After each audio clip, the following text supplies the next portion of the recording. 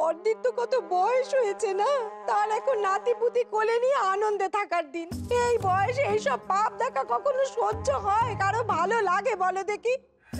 বাবা বেয়ারি, মইন এটা কি করলে বলো দেখি? হ্যাঁ, কি করলে সে? ওই নষ্টা মেয়ে নয়, পরিবারের কোনো ঠিক ঠিকানা নেই গো, তার কথা আলাদা, কিন্তু মইন সে একবারও পরিবারের কথাটা ভাবলো নে। আচ্ছা, আর কারো না হোক, বয়স্ক মায়ের কথাটা তো একবার ভাববে। ছোট কাকিমা, আচ্ছা এসব কি করে হলো? মা কি পড়ে গিয়েছিল? আপনারা আমাকে আগে এসব বলেননি কেন?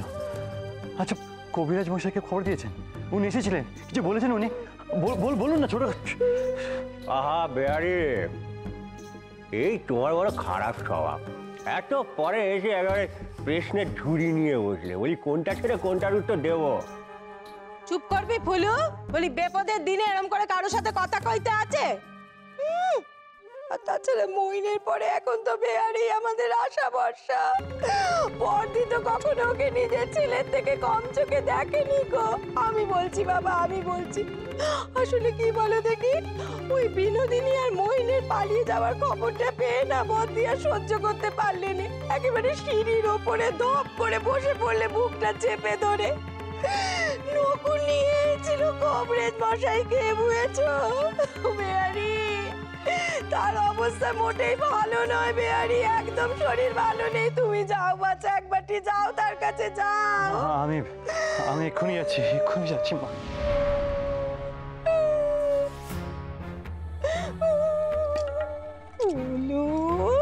বলি মইন আর বড়দির খবর কানা শুনে তার মুখ কানে কেমন আমসি ফেলা হয়ে গেছে, দেখলি?